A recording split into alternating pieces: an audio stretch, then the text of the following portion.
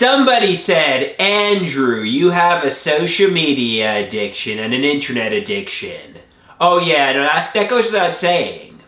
I said, should my mother and father and stepfather intervene and take away the internet and take away my computer?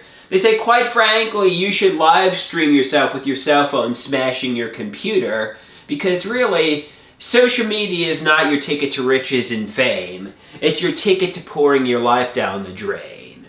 Although I don't use drugs, I want to make that crystal clear, I compared my social media addiction to a heroin addiction.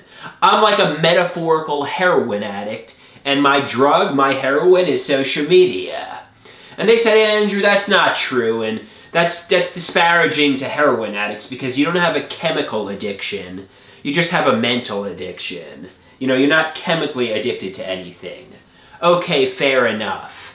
I said maybe it's like a video game addiction or a spicy content addiction or a gambling addiction. Somebody says it's not a gambling addiction, but maybe it is because I think social media is going to pay off with wealth and fame and, you know, and somebody says, but you never got the winnings, you never got the hope. Well, actually, in 2008, I was posting on a forum, and they made me feel like a rock star, so I got a little bit of a false hope there. And then in 2017, they made me think I was going to be a rich and famous social media content creator with my Big and Small Mayonnaise video. So I did get little rewards that kept me going and going and going and going, hoping I was going to be a rich and famous celebrity.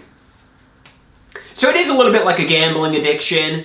And I heard that social media is addicting. It's like a drug.